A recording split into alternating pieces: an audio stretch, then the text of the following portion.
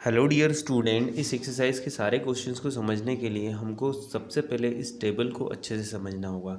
ये टेबल आपकी NCERT book में टेबल नंबर 3.4 आपको गिवन है। उस टेबल को आप अच्छे से समझेंगे तभी हम क्वेश्चंस को कर पाएंगे। तो इस टेबल में जो first pair of linear equation आपको गिवन है, x minus 2y is equal to 0, 3x plus 4y is equal to 3x plus 4y minus 20 is equal to 0। यहाँ पर अगर हम इनके कोफिशिएंट्स का रेशियो फाइंड करें, अगर हम a1/a2 फाइंड कर रहे हैं तो हमको मिल रहा है 1/3, b1/b2 फाइंड कर रहे हैं तो -2/4 और c1/c2 फाइंड कर रहे हैं तो 0/-20। अब यहाँ पर हम क्या ऑब्जर्व कर रहे हैं, कंपेयर द रेशियो को कंपेयर करने पर हमको क्या मिल रहा है कि a1/a2 is not equal to है b1/b2 के। तो इस टाइप की कंडीशन जब भी आती, जब किसी पेयर्स ऑफ लीनियर इक्वेशन में फर्स्ट टू कोफिशिएंट्स का रेशियो इक्वल नहीं हो, means a1/a2 is not equal to b1/b2 हो, तो उस कंडीशन में जो लाइंस होती है वो इंटरसेक्टिंग लाइंस होती है। मतलब जब उसका ग्राफ बनाते हैं, हम उसका ग्राफिकल रिप्रेजेंटेशन करते हैं तो लाइंस आपस में इंटरसेक्ट करती है। और उसके एल्जेब्रिक इंटरप्रिटेशन की बात करें तो उसके सॉल्यूशन की अगर हम बात करें तो उसके सॉल्यूशन जो होते हैं, ओनली वन सॉल्यूशन होता है, यूनिक सॉल्यूशन होता है, क्योंकि जो लाइंस है वो किसी एक पर्टिकुलर पॉइंट पर इंटरसेक्ट करेगी।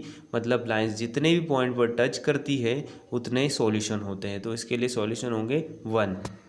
अब हमारे पास second pair of linear equations given है, 2x plus 3y minus 9 is equal to 0, 4x plus 6y minus 18 is equal to 0। इसमें a1/a2 अगर हम फाइंड कर रहे हैं तो 2/4, b1/b2 3/6, c1/c2 -9/18 -18। तो यहाँ पर इन तीनों को अगर हम सिंप्लीफाई करें तो हमको a1/a2 is equal to b1/b2 is equal to c1/c2 मिलता है। मतलब ये तीनों रेशियोज़ क्या हो जाते हैं, इक्वल हो जाते हैं, क्योंकि हम 2/4 को कैंसिल करेंगे तो 1/2 मिलेगा, 3 से 6 को कैंसिल करेंगे तो 1/2 मिलेगा, और 9 और 18 को भी कैंसिल करेंगे तो यहाँ पर भी 1/2 मिलेगा। तो इस कंडीशन में जो ग्राफिकल रिप्रेजेंटेशन होता है उसमें लाइंस क्या होती है, कोइंसिडेंट होती है, मतलब एक के ऊपर एक होती है, दो एक दूसरे को कोइंसाइड करती है, ओवरलैप करती है।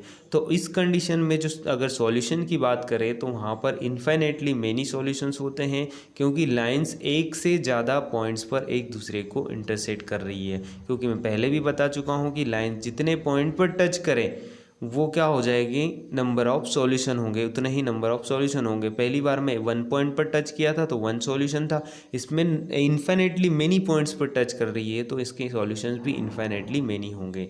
अब हमारे जो third pair of linear equation हमको गिवन है, x plus 2y minus 4 is equal to 0, 2x plus 4y minus 12 is equal to 0। इसमें a1/a2 जो है वो 1/2 है, b1/b2 है 2/4, c1/c2 है -4/12। अगर इसको हम सॉल्व सिंप्लीफाई करें तो ये 1/2 तो 1/2 ही रहेगा, 2/4 को कैंसिल आउट करेंगे तो 1/2 ये भी हो जाएगा, और थर्ड वाला जो है ये क्या हो जाएगा, 4 से 12 को कैंसिल करेंगे, माइनस से माइनस कैंसिल हो जाएगा तो ये 1/3 हो जाएगा। तो यहाँ पर फर्स्ट टू रेशोज इक्वल है but last two ratios not equal है। तो यहाँ पर क्या होगा, a1/a2 is equal to b1/b2 is not equal to c1/c2 हो रहा है। तो ऐसी जब भी कंडीशन आती है उस कंडीशन में जो ग्राफिकल रिप्रेजेंटेशन होता है वहाँ पर लाइन जो है एक दूसरे के पैरेलल होती है। और अगर हम सॉल्यूशन की बात करें तो वहाँ पर अगर लाइन एक दूसरे के पैरेलल है, इसका मतलब यह है कि वो कभी भी इंटरसेक्ट नहीं करेगी। अगर वो इंटरसेक्ट नहीं कर रही है तो उसका कोई भी सॉल्यूशन नहीं होगा। तो इन मेन पॉइंट्स को आपको अच्छे से ध्यान में रखना है। जो हमारी एक्सरसाइज के नए क्वेश्चन जो हैं वो इसी टेबल पर बेस्ड हैं।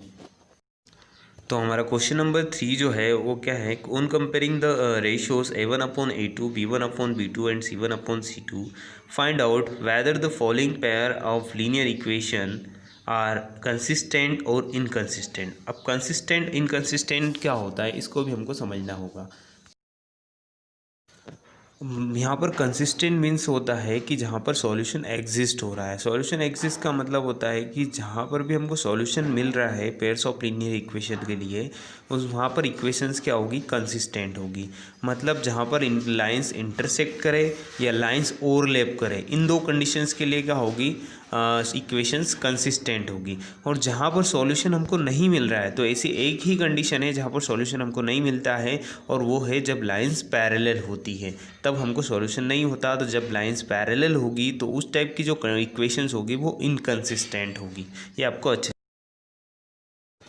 तो इस क्वेश्चन के लिए मैं आपको ओनली थर्ड पार्ट कराऊंगा, क्योंकि बाकी पार्ट जो है वो बहुत इजी है, आप इजीली कर सकते हो। थर्ड पार्ट मैं आपको कराने वाला हूं। तो यहाँ पर जो थर्ड पार्ट है उसमें जो इक्वेशंस गिवन है, फर्स्ट इक्वेशन है 3/2x + 5/3y = 7 and the second equation is 9x - 10y = 14। अब यहाँ पर हम क्या करेंगे, इनके कोफिशिएंट्स का रेशियो फाइंड करेंगे। तो जो हमारा फर्स्ट कोफिशिएंट है वो है a1/a2, उसका अगर रेशियो फाइंड करें तो ये हो जाएगा 3/2/9, और इसको हम अगर सिंप्लीफाई करेंगे तो हमको मिलेगा 1/6। जो हमारा सेकेंड रेशियो है b1/b2, उसके लिए हो जाएगा 5/3/-10। तो यहाँ पर 5/3/-10, इसको अगर हम सिंप्लीफाई करते हैं तो ये हमको मिलता है -1/6। अब थर्ड रेशो जो है वो है C1/C2 = 7/14। अगर इसको अगर हम सिंप्लीफाई करते हैं तो हमको मिलता है 1/2। तो यहाँ पर हमने तीनों रेशोज़ को फाइंड कर लिया है। तीनों रेशोज़ को फाइंड करने के बाद हमने ऑब्जर्व किया है कि first two ratios a1/a2 is not equal to है b1/b2 के।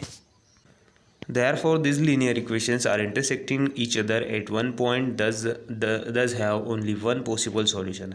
Hence, the pair of linear equation is consistent.